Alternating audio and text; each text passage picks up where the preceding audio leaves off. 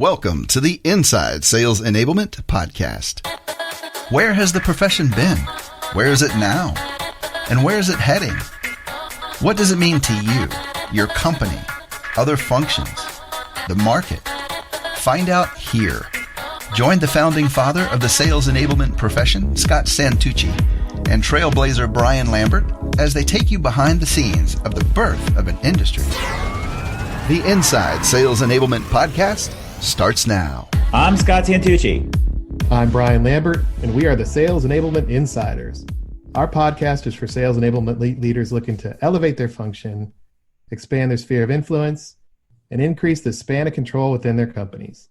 Together, Brian and I have worked on over 100 different kinds of sales enablement initiatives as analysts, consultants, or practitioners. We've learned the hard way what works, and maybe what's most important, what doesn't. Thanks, Scott. And on this show today, what we're going to do is we are actually going to go back a couple months and we're going to talk through the state of sales enablement research, but more importantly, the findings presentation. Wait, only a couple months? Last podcast, we went back to 12/17. I know. I know. I shouldn't say we're going back at all because 2 months is nothing for you. Exactly. That's right. It feels like forever ago in a way because we've been actually producing a lot of content, podcasts, panels. We had our 1-year anniversary celebration. We're now in season 2. But what I wanted to do, Scott, is actually bring a listener on. We have Cathy that's going to join us here. And what I wanted to do is talk through the findings presentation because not all of our listeners were on that. And the reason why I want to do that is it's the executive summary of what's happening in the sales enablement space and more importantly, where it's going. So we're not going to recap all the panel discussions and all that. The listeners can listen to that. But more importantly, how does this land from a sales enablement leader perspective, like we have on the show here today, and how is this being internalized and actioned, if at all, right? Because the findings in and of themselves are great, but how do people process it and what do they do with it? So I've got Cathy joining us here. Wait, before we do that, let's just remind our listeners. So what is Brian talking about with the research? So in March, we had a panel, a COVID panel, where we had Dr. Howard Dover, Kunal Mehta, and Lindsay Gore. And from that, we launched a survey. We did a survey, and we had over 100 people, 100 sales enablement practitioners respond to that survey. We recruited, and by the way, you can go to our site to look at what the research process was. We had 43. We deputized 43 analysts, so to speak, to help us out. We ran 6 panels and then produced the first of a series of webinars that we're doing to unpack all the things that we learned. And that was the first one, which was the findings of all of these things. I guess partial the findings because we're getting ready to do our 4th webcast.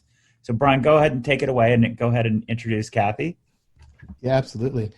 So I've got Cathy on, and Cathy has been somebody that I learned from a lot via LinkedIn, and she's chiming in a lot around this inside sales enablement content and the state of sales enablement research that Scott just alluded to.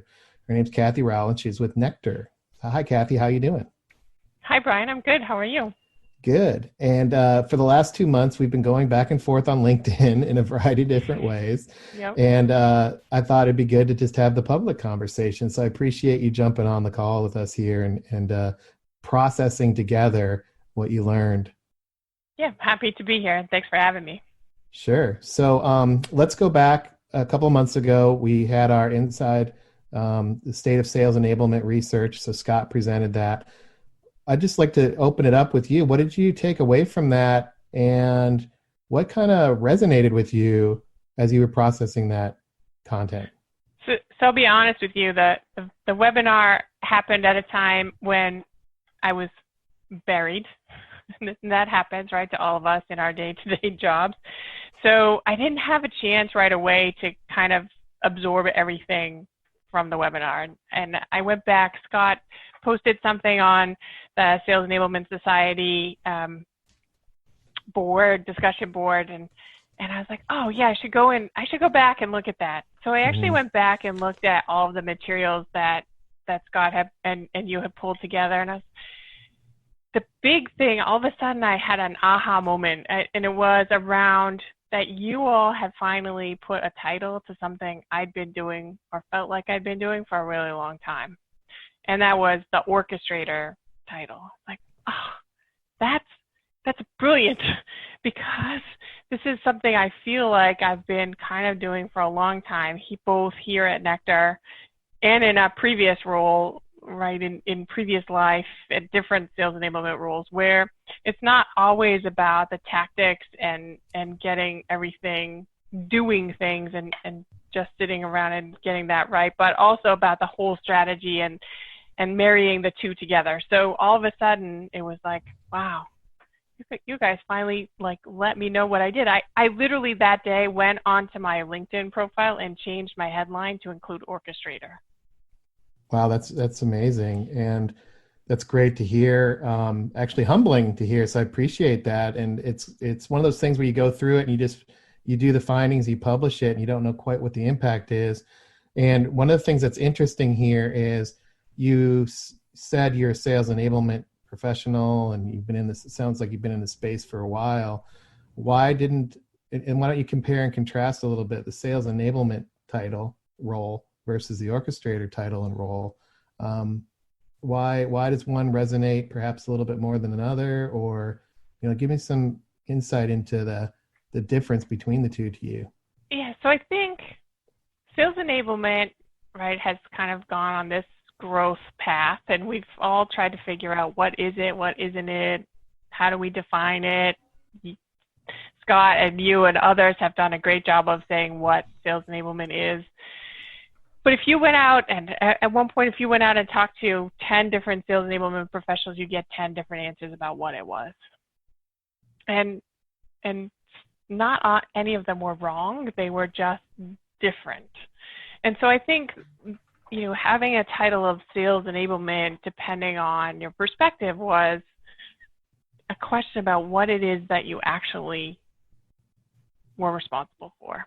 And so I've always been kind of a broad strategy person and been able to kind of see a bigger picture. And so to me, when someone said, oh, we're going to do sales enablement, I said, well, it's not just training and it's not just content. It's not just this. We have to look at the whole, right? What from the whole makes a salesperson successful?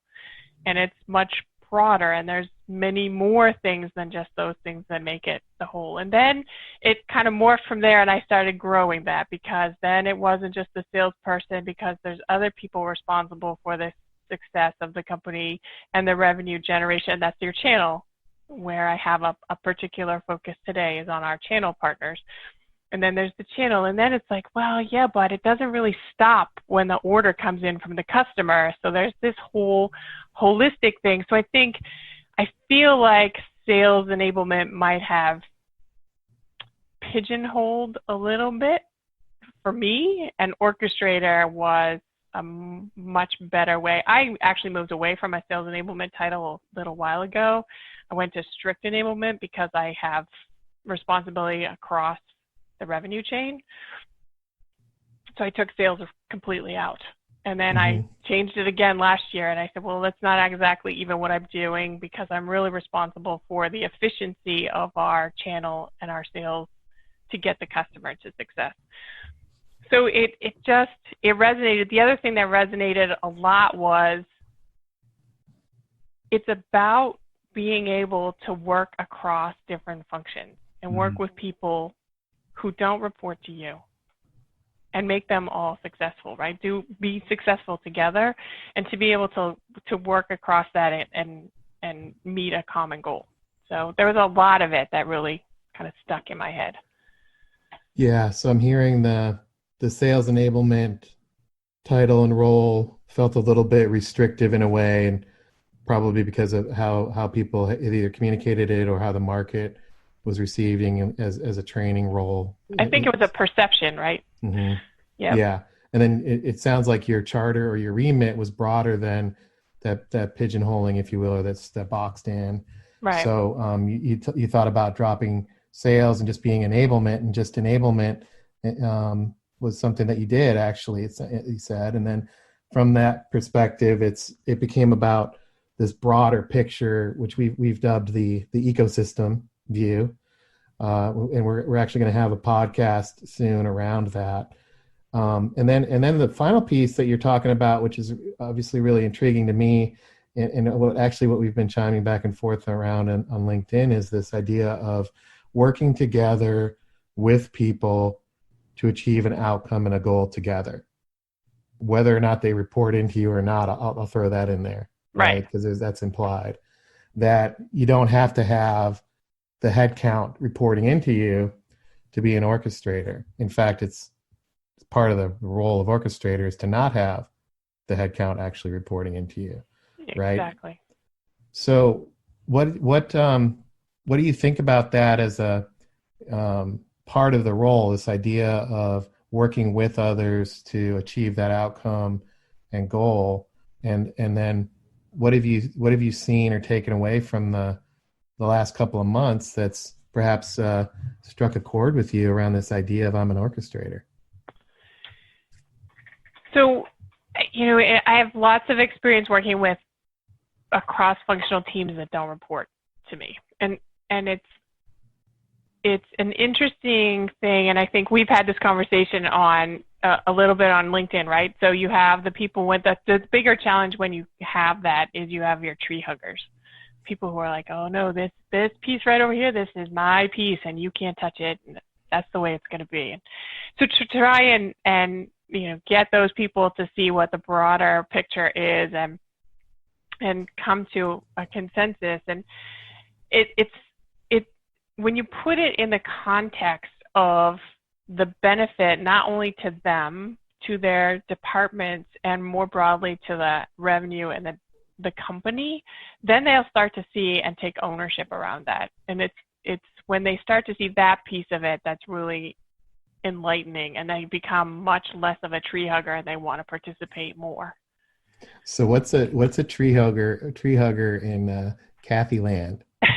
Explain that a little bit. Yeah, the tree hugger in my world is someone who's on the team and is like just holding on to the way things have always been, or they just want to do their little piece. They put their blinders on, they're hugging the tree, like, nope, this is the way it is.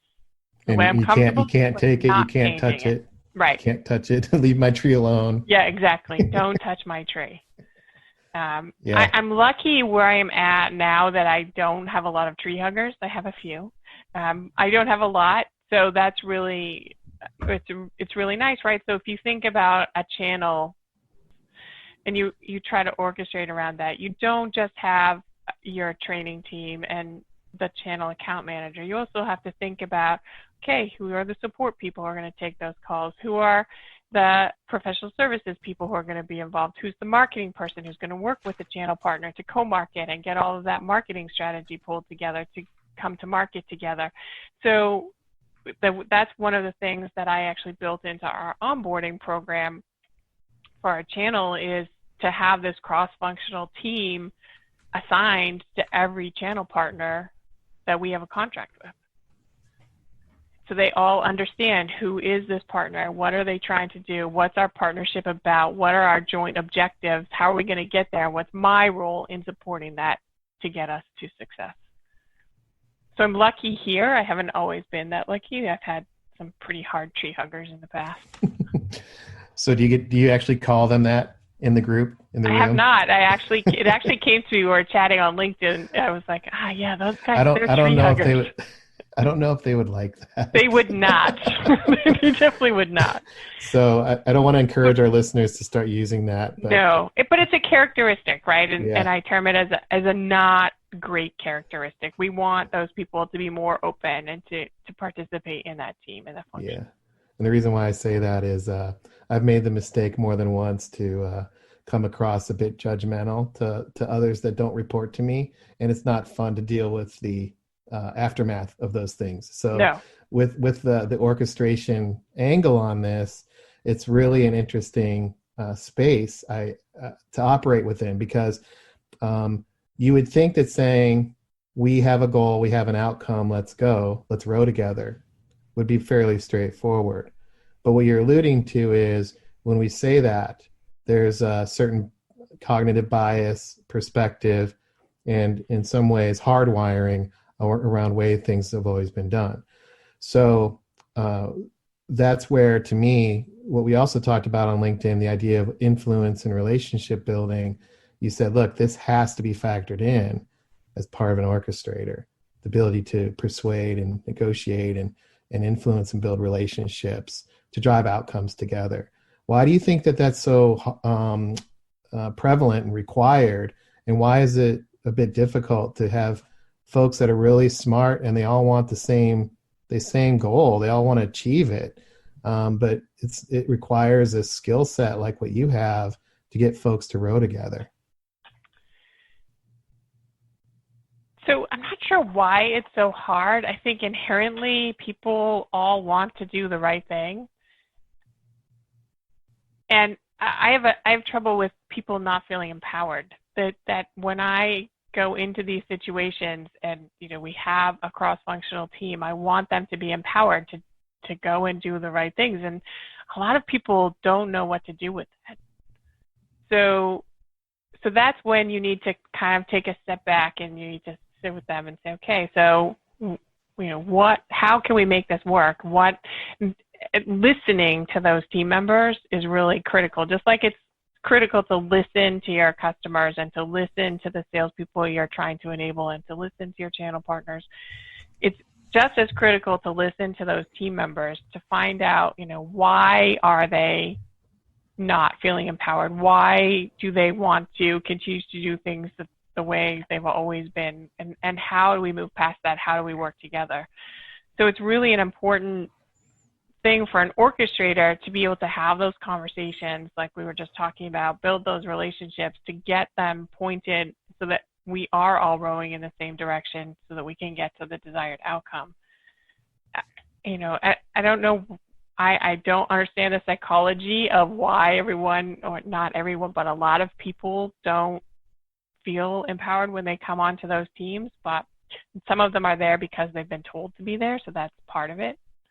They didn't choose to be part of that team. They're being told to be part of that team. So I think that's definitely a part of it. Yeah, there's a lot to unpack in this this space, right? So you're by the nature of this discussion, we're not in strategy only and we're not in tactics only. We're in a translation of or combination of strategy and tactics together, which is what orchestrators live in and what they do. And when you're engaged in the work of pursuing an outcome together, what you're talking about is a bit of the phenomenon that exists that I've seen as well, which is this, look, we can be super creative as we tackle this outcome. What ideas do you have? And sometimes, I don't know. People might say, I don't know what to do, or I don't know how to go about it, or why don't you just tell me what you need me to do so I can go do it? Is that what you're talking about? Is that right? That's absolutely right. And then the other thing you have to be prepared for as an orchestrator is that if you ask them how we get there and what they think and how we may be more creative and innovative, you need to be able to listen to that, because it might not be what you're thinking, but you need to be able to be open-minded enough to pay attention to it, because it might be something that's worthwhile. Yeah. So, yeah, that's exactly or they may not have the words. I've seen this where, well, that's a really good point. Somebody's actually asking what I think. So let me think about that. And it ends up in this, a bit of you're wandering through the woods and you end up getting to the point down the road. So you have to have patience as well, because they may not have the words to actually talk about these things. So there's empathy, patience, and then also some guidance, right? Because as an orchestrator, you're living in the ecosystem view. You see things, you connect dots. So being able to provide the breadcrumbs or nudge people along without giving them the answer. But then when they do want the answer, being able to say, okay, here's what my recommendation is. Right. But you also bring up another piece, and it's this idea of, you say, when they get brought on the team. So let's talk about this orchestrating teams now, because one of the things that I'm finding in the space is, okay, I'm an orchestrator. And then if I were to flip it and say, what are you orchestrating? Some say I'm orchestrating an outcome. Some say I'm orchestrating a process. Some say I'm orchestrating a bunch of technologies together and weaving those together. I've heard people say that. I've heard people say I'm orchestrating people, obviously, which is what we just talked about. But you're alluding to you're actually orchestrating teams, I believe. Is that correct? Yeah, but yes, but the team is driving to an outcome, Mm-hmm. right? Or potentially a change in process, Mm-hmm. or implementing some new piece of technology. Mm-hmm. Mm-hmm. There's always some outcome that you're driving towards with that team. So I think orchestration can be orchestrating a team, but it can also be orchestration, what you just said. We could be orchestrating a strategy or an outcome or something else, or it could be a combination thereof. Yeah. Yeah, especially, I mean, that's I'm tracking. And it's so just my piece on that is what I think you're saying is, when you look at an outcome, it's not just one and done answer. There are multiple ingredients, I'll call them. And so the ingredients are obviously people, process, technology, information sometimes, right? And then there's this idea of who's doing what that you're alluding to, and then I'm trying to draw out, which is who's producing what towards the outcome. We could produce that as individuals, but because we're orchestrating, it's when those people come together and produce together and achieve that together. It's that togetherness, i.e. a team, right, that we need to drive to. And I think what I want to do is say, what's your thought about I orchestrate a bunch of individuals versus I orchestrate a team outcome? Yeah, I don't want to orchestrate individuals. I think, you orchestrate a team, and because people work better together and the outcome is better, I think, when you have multiple people providing input to that outcome. There are times when you can't get to an outcome without multiple people working on it. I think it needs to be a team, and you work together as a team, you fail as a team, you succeed as a team, you drive as a team. One of the things that I was really conscious of when I did a big software implementation at an enterprise company, I had a virtual team of over 100 people. None of them reported to me, cross-functional, and we had a deadline, very tight, 3 months, get it done. You have to roll it out to 17,000 salespeople in 3 months. And, everyone knew what the outcome needed to be, and were there fights on the team internally when we got there, trying to get there? Yes, absolutely. But in the end, we succeeded as a team. I tried to tell them the whole way through that this was not Cathy's project. This is our project. This is, something that's going to benefit the entire company. So to me, I don't think it's orchestrating individuals, because then you have, one person doing one thing and another person doing another thing. You need to orchestrate people as a team. Yeah, so that makes I like the visualization here. I can see people on a call working on Cathy's discussion, and she says, look, it's our team, and you did your hand movements, it's us together. Right. And so that piece of orchestrating the team, what did you have any I don't know the word, disconnects with line managers? So the reason why I'm bringing this up is when these people are on the team and they're all working together, they're also reporting into, because it's a matrix organization. Yeah. They had day jobs. Management. Yeah, they had their day jobs. So did anything you can share there with orchestrating at that level, the manager of these people, or making sure the managers are supportive of the outcomes you're trying to drive? Yeah, the managers become a little bit of your stakeholders because you're using their resources to get the project complete. So a little bit they become stakeholders. If you have challenges, sometimes you need to go to the managers and drive that. I didn't have a lot of challenges with the managers or the day job kind of pieces, because it was a pretty strategic initiative that we were driving. And people realized what the significant impact would be at the end of of the project, including the managers, but they become part of that extended stakeholder team.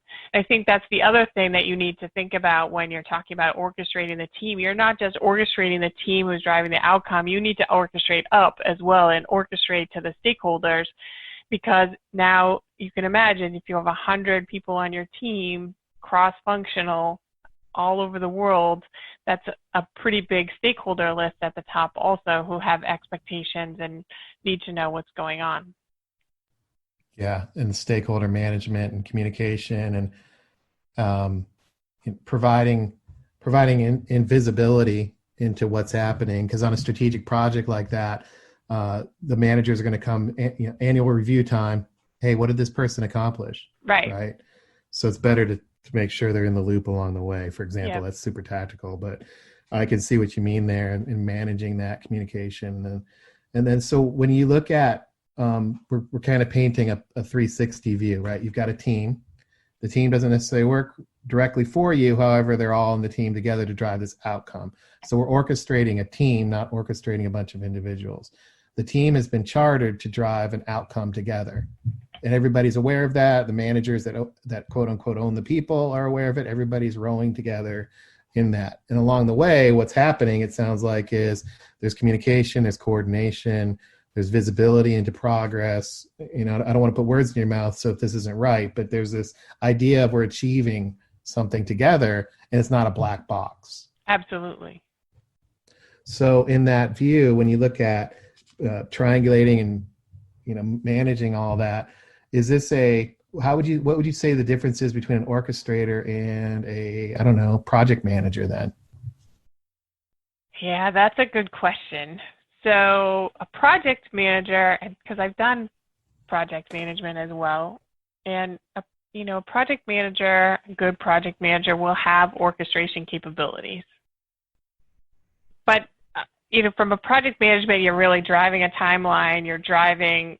It's less about kind of the whole relationship piece with a project. If you're doing strict project manager, it's less about the relationship and more about driving to the timelines and what are your dependencies, right? Your project plan, your work breakdown structure. Exactly. And here's our standard reporting, and and that's what progress is checking things off on the plan. So you think more of I think of a project manager more as if you want to put in your vernacular and Scott's vernacular, as a doer, right? They're tracking the doing.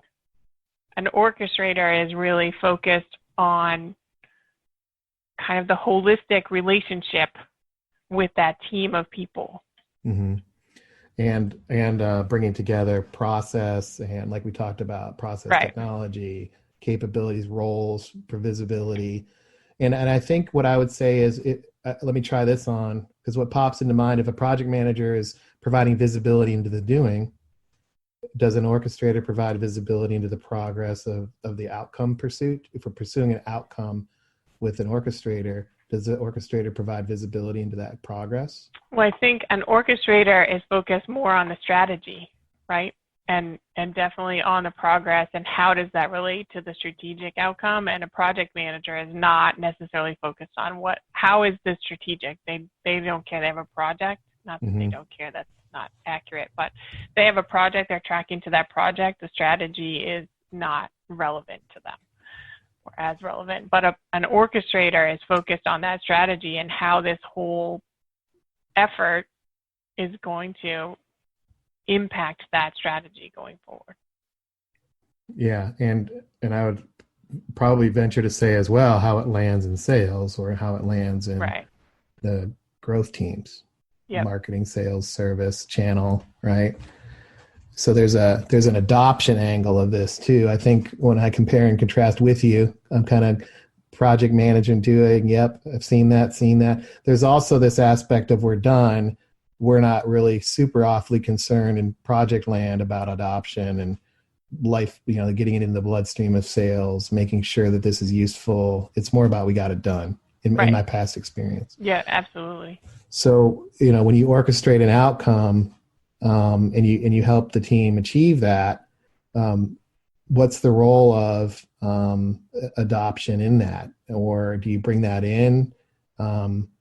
Is the outcome ever really achieved, I guess is what I'm getting at, when you orchestrate against an outcome, or is it more of an ongoing? The outcome ever achieved? Is the house ever finished? Yeah. Because that's what I'm drawing. And the reason why I went there is on projects, you're like, okay, we're done. Roll up the scroll.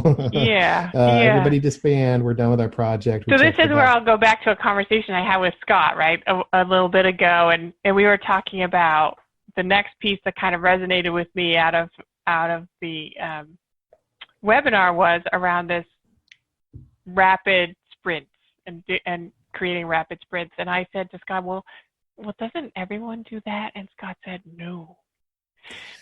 He didn't say no. He didn't say it like that. He's like, no. So he said I would be surprised. Right, I know. He said I would be surprised about how few people did that. So I also have some background in agile project management. Okay. Right? So, lay it on me. So if you think about your outcome being done or your house being done, my house has been done forever, but it's never done. And the same with some of these kinds of strategic outcomes that you're driving to. They may be what you consider done, but there's always an iterative process because something changes. Your strategy changes. You add a new product. Your pricing structure changes. You change your partner program. Something somewhere changes, and it's going to impact whatever it is that you are considered what you have considered done.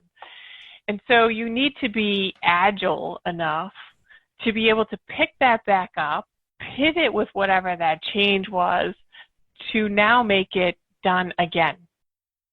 Yeah. And you're agile. You're going to iterate on that as many times as necessary when you have these changes thrown at you. Yeah. So it's an ongoing incremental improvement. There's a continuous improvement angle of orchestration as well. Correct. Is what I'm. Yeah. Yeah. So anything else on that? Because I'd love to. So I wanted to ask you a couple of questions about the webinar and how this all spawned, but any other questions around unpacking Orchestrator? Because that's what we're doing here, where we ended up.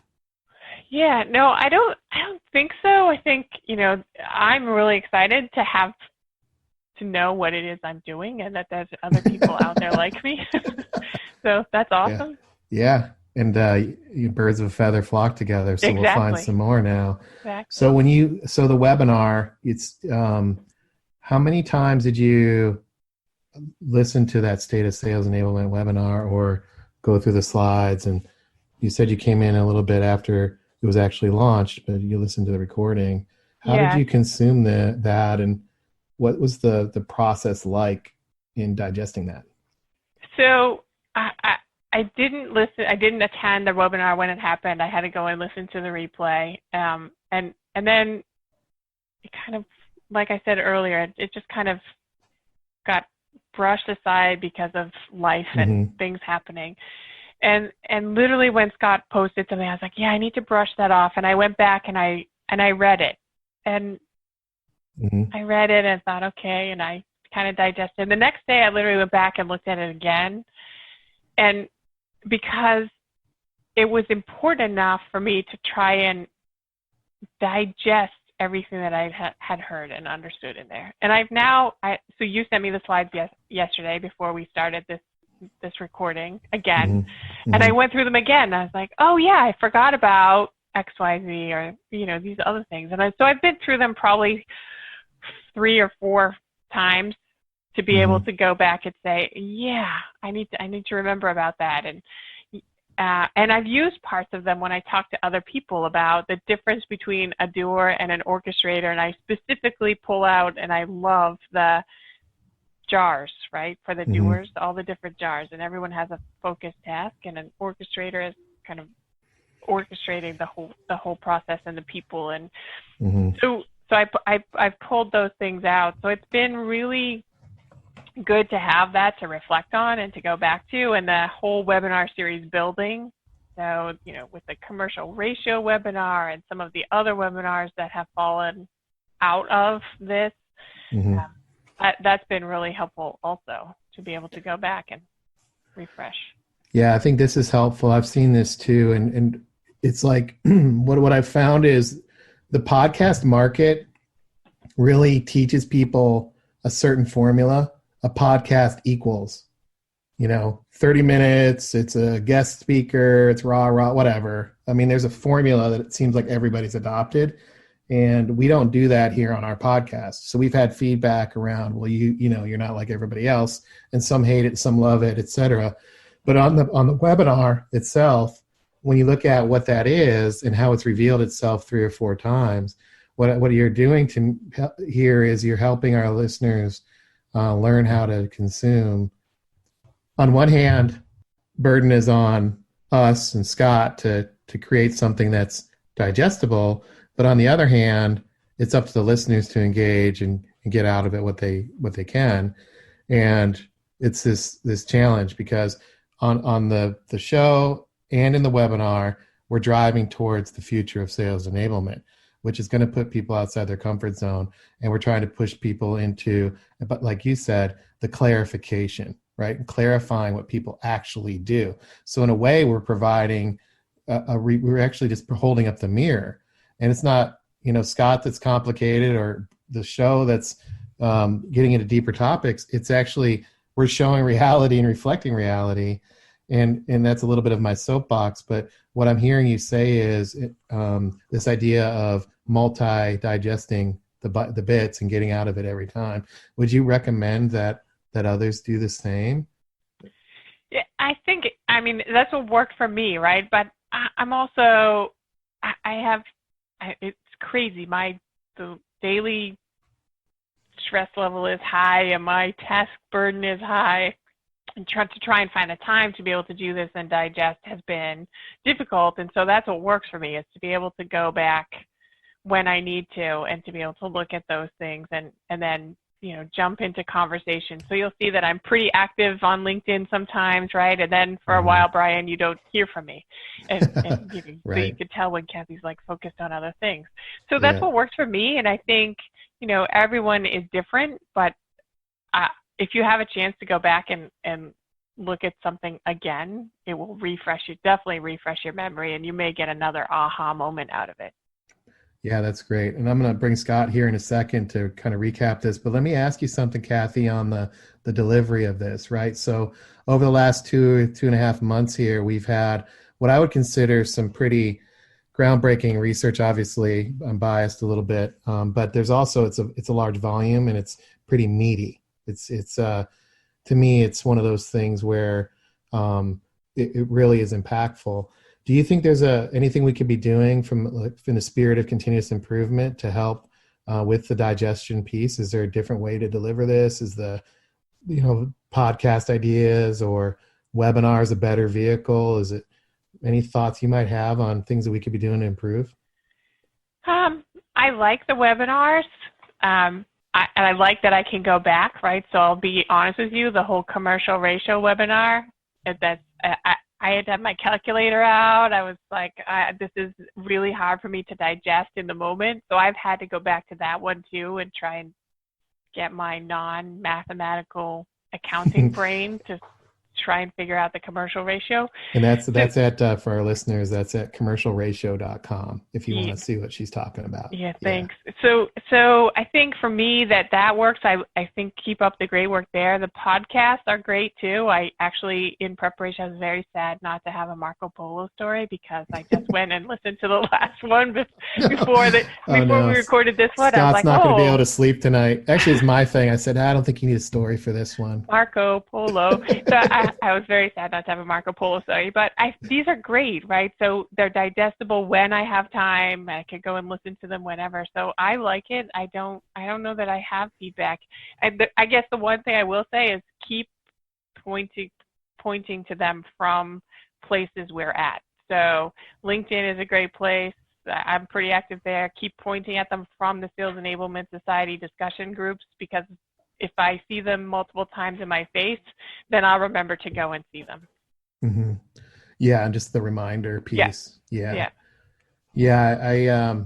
That's good. That's helpful. Right. So thank you. Thank you for that. So Scott, I'd love to bring you back in, and we covered a lot of ground there. I was really engaged there, and I took a lot of notes on my side, but I'd love to hear your recap and any thoughts you might have around unpacking where we ended up here was unpacking Orchestrator a little bit, which is awesome to me. Yeah. So one of the things that I want to highlight, so Cathy mentioned sort of off aside. We had a brief conversation, and she said she really liked the sprints, and she said, but it's kind of obvious. I said, well, it's not obvious. And I think that's really what's the value about what we're trying to do here is what I have learned having done keynote presentations for, from the time at Forrester, or, you do your delivery as a management consultant and you leave. There's a lot of information that whoever is producing the output can glean from. So what I learned the most from is I go and talk to the keynote presenters, and I ask them, what did they think of the reactions they got from the audience? Because it's really difficult to pull all this information together. So part of what I'd like us to figure out how we can go about doing it is if we were to make a database of each of the different slides, and just sort of imagine that as rows, and then going across the board columns, it's really interesting what resonates with different people. So what resonated with Cathy was resonating with a lot of people who are around the orchestrator part. There's a whole bunch of other stuff that the orchestrator stuff didn't resonate at all, but the commercial ratio really resonated, or the whole idea of the sales enablement landscape resonated. And I think what's really fascinating is if we want to be orchestrators, we have to be much more aware of what resonates with other people, even though it's the same material that we're all presenting to. So I'd like us to get sort of a cadence going, and I'll ask our Insider Nation audience to help us out.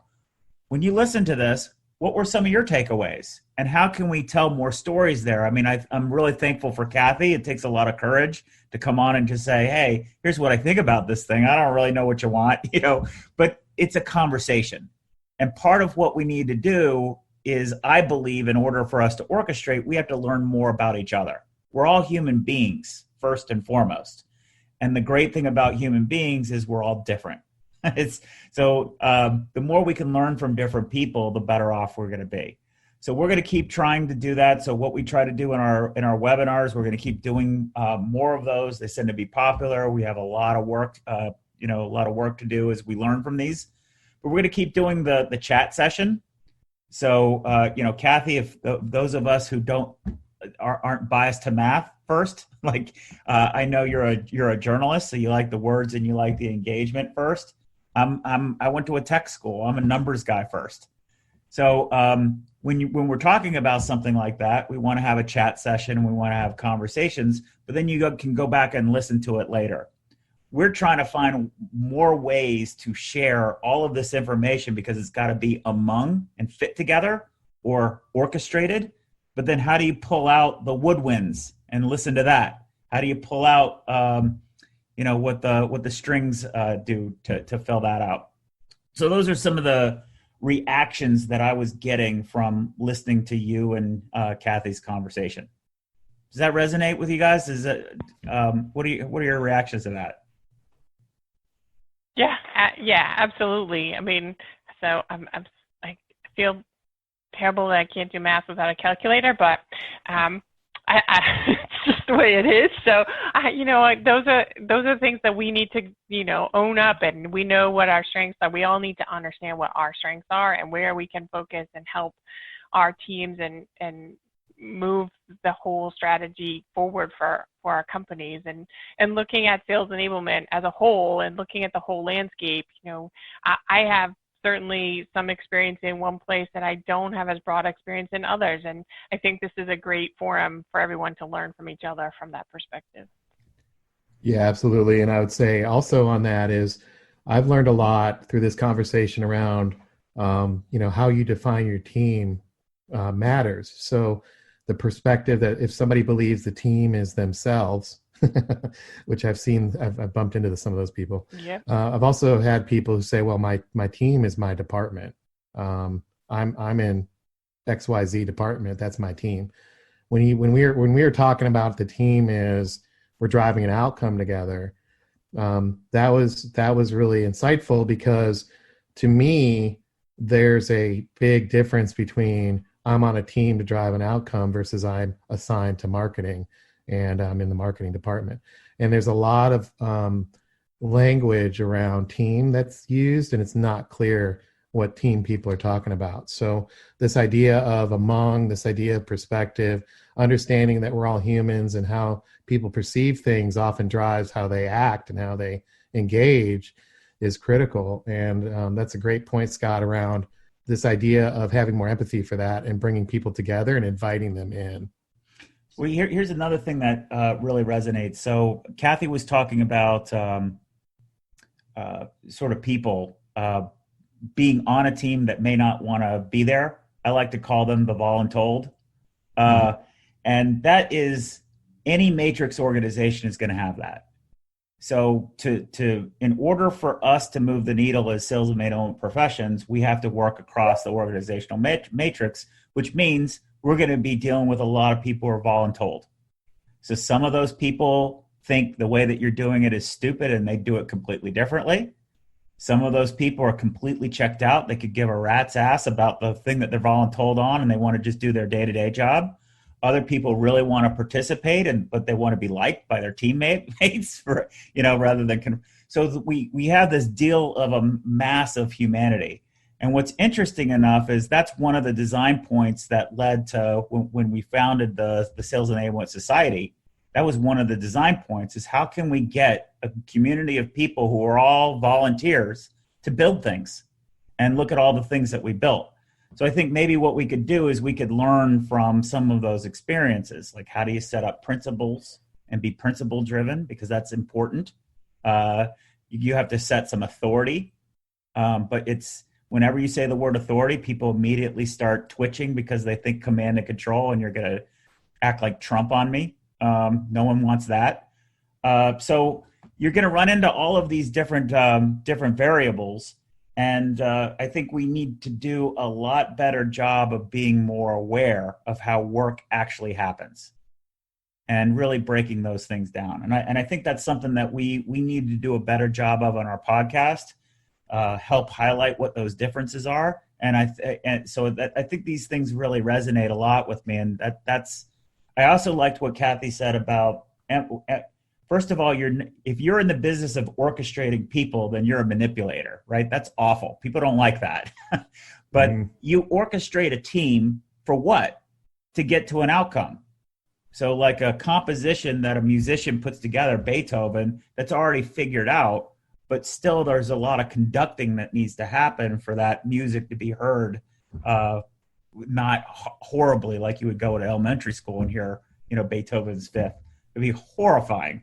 But how it should sound requires a lot of orchestration. So I think there's a lot of things that we can start really thinking more deeply about what this means, what our role is, and the more deeply we're able to think about it, I think the more we're going to be able to communicate what the business results are, and then see how that concept connects to the math of what the commercial ratio is, and bring these fields together. So I think what we're going to do is we're going to wrap this up and start moving forward and find more ways to communicate.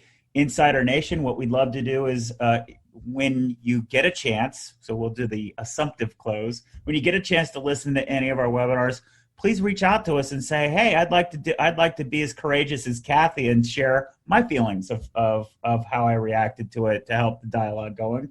You can see we're not going to pull you out and say, well, you got that. That was completely wrong. That's not what we meant. And then your next opportunity is on July 21st at 1 p.m. Eastern time. We're going to be talking about routes to value. What are routes to value? How do you get a whole bunch of product information together in the lens of customers? So basically, it's the sheet music, if you will. How would you comprise the sheet music, and how would you orchestrate all of that messaging to provide economic value to executive level buyers? That's what we're going to cover. Thank you so much. Brian, last thoughts? Oh, I can't wait to see the reaction of the Insider Nation to the sheet music of Routes to Value. That the idea of organizing product to how customers need to buy is sorely needed. So I look forward to hearing from the insiders on that. Yeah, we're definitely going to tackle productitis head on. So that was another very popular thing, Cathy, of commercial ratio was really popular in that first one. The orchestrator, some people like the platypus so much they're considering getting tattoos. I have no idea what that's about. No value judgments. That's super cool, though. I wish we could make money selling merch. We're working on it. Right. We are. Yeah. I'm just going to leave that there. But you may be able to buy a visor with a platypus on it. That's all I'm going to say. Sweet. And with that, we'll wrap up. And please keep engaging, because the more we're able to share how all of us look at things differently, the better off we are all together. And that's really the common theme of people are better together than they are individually. Thank you so much, Cathy, for your time. Thank you, Brian, for hosting us and doing it. Thank you, Insider Nation. We'll see you next time.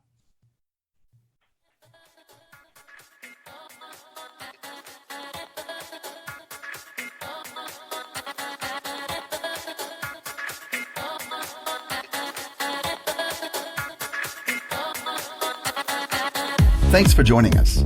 To become an insider and amplify your journey, make sure you've subscribed to our show. If you have an idea for what Scott and Brian can cover in a future podcast, or have a story to share, please email them at engage@insidese.com. You can also connect with them online by going to insidese.com, following them on Twitter, or sending them a LinkedIn request.